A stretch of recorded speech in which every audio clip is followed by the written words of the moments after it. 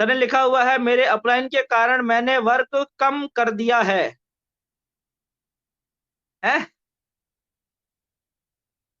ये तो आपकी बहानेबाजी है सर, ये आपकी बहानेबाजी है। ये क्या है ना कि हम दिल को तसल्ली देते रहते हैं।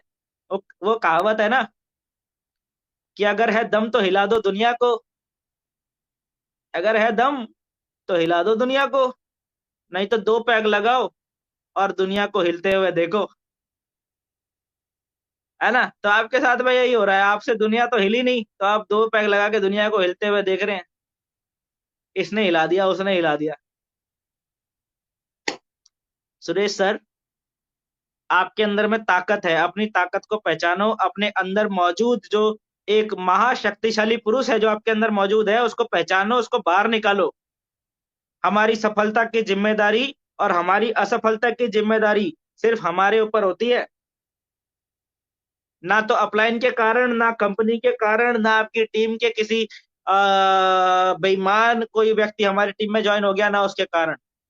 अगर आप इस बिजनेस के अंदर कोई व्यक्ति अगर असफल है तो सिर्फ और सिर्फ अपने कारण। अगर कोई व्यक्ति इस बिजनेस में सफल है तो उसमें सिस्टम का भी रोल है, अपलाइन का भी रोल है, सबका रोल है, सफल है तो। लेकिन अगर असफल है तो सिर्फ और सिर्फ अपनी गलती से असफल है ना? तो आप लिख रहे हैं कि सर मैंने अपने अपलाइन के कारण वर्क कम कर दिया है, अगर आप ऐसा लिख रहे हैं तो आप इस बिजनेस को समझे ही नहीं। आपका अपलाइन आपको देख के हंस रहा होगा, बोल रहा होगा बोलने दो, क्या करना है बोलने दो, है ना? आपके अपलाइन को ऐसे बहुत लोग टकराते होंगे जो बोलते होंगे उनको कि सर आपकी वजह से मैं सक्सेस नहीं हो पा रहा हूँ। आपके अपलाइन बोलते होंगे बोलने दो, कोई दिक्कत नहीं है ना? याद रखना सर, हम सबका जो रियल में जो इंसाफ होना है ना, हम सबके कर्मों का जो लेखा जोखा है वो एक्चुअल में ऊपर लिखा जा रहा है, ऊपर। हम अपने आप को धोखा दे सकते हैं, हम समाज को धोखा दे सकते हैं, हम हर किसी को धोखा दे सकते हैं, लेकिन ऊपर जो बैठे हुए हैं ना, वो सब देख रहे हैं, सबका एकदम क्लियरली मेंशन हो रहा है, वहां पर किसी के साथ में भेदभाव नहीं होता। तो बेहतर है, अपने आप को धोखा देने से बेहतर है कि हम सच्चाई को स्वीकार करें। और सच्चाई ये होती है कि अगर कोई इंसान अपनी जिंदगी में असफल है ना, तो सिर्फ और सिर्फ अपनी वजह से। ठीक है? अपलाइन को दोष देने से क्या होगा? उस अपलाइन का तो हमको एहसान मानना चाहिए, उस अपलाइन के हम लोगों को ना पैर छूने चाहिए जिंदगी भर, जिस अपलाइन ने हमको डायरेक्ट सेलिंग बिजनेस दिखा दिया। आप सोचिए कि एक आदमी ने अगर आपको इस बिजनेस के लिए सिर्फ इनवाइट भी कर दिया, तो क्या कम एहसान कर दिया उसने आपके ऊपर?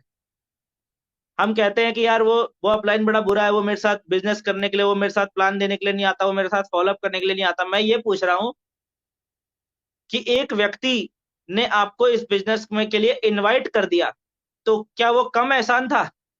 सोचो कितना बड़ा एहसान किया उस व्यक्ति ने हमारे ऊपर, अगर हमको इस बिजनेस के लिए इनवाइट किया। मैं आज भी उस व्यक्ति को हर रोज याद करता हूं जिसने मुझे डायरेक्ट सेलिंग बिजनेस के लिए इनवाइट किया था। हर रोज, आज भी नहीं भूला मैं उस व्यक्ति को, और जिंदगी में कभी नहीं भूल सकता हूं। वो एक आम इंसान था, आम इंसान, बिल्कुल एकदम सिंपल से। वो कोई कोट पैंट टाई टुई लगाया हुआ कोई हाई फाई जैसा आदमी नहीं था, एक आम इंसान था वो। कम एहसान कर दिया क्या? एक इंसान ने जिसने आपको इस बिजनेस के लिए इनवाइट कर दिया, इस बिजनेस की मीटिंग में बैठने के लिए इनवाइट तक आपको जिस इंसान ने कर दिया, बहुत बड़ा एहसान कर दिया। उससे ज्यादा और क्या ही एहसान करेगा वो हम पे? लेकिन वो फिर उसने हमको सिर्फ इनवाइट नहीं करा, बल्कि बिजनेस समझाया भी। उसने हमारे बिजनेस के डाउट्स भी क्लियर करे, उसने हमारा फॉलोअप किया, हम पे एहसान किया उसने ये सब करके। हमने उस पे एहसान नहीं किया इस बिजनेस को ज्वाइन करके, उसने एहसान किया हम पर हमारा फॉलोअप करके। उसने एहसान किया हम पर, हम पे जबरदस्ती फोर्स करके हमको इस बिजनेस में ज्वाइन करवाया उसने जबरदस्ती, तो उसने हम पे एहसान किया है। हमने एहसान नहीं किया उस पे, उसने एहसान किया हम पे इस बिजनेस में हमको लाकर। ये बात हमें कभी भी अपलाइन के बारे में भूलनी नहीं चाहिए। इतना तो उसने पहले ही कर दिया हमारे लिए, फिर और क्या एक्सपेक्टेशन रख रहे हैं हम अपलाइन से? इससे ज्यादा और क्या ही एक्सपेक्टेशन रखे हम अपने अपलाइन से?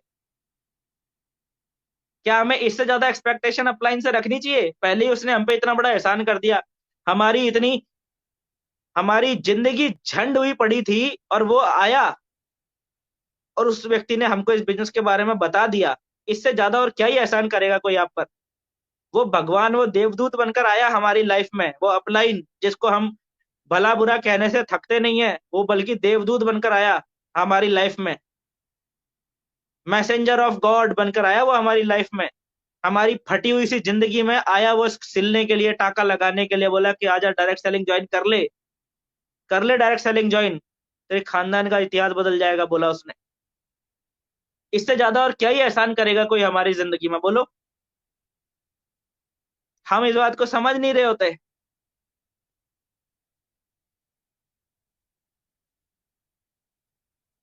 आपने वर्क करना बंद कर दिया है या कम कर दिया है अपनी वजह से, अपलाइन की वजह से नहीं, याद रखना।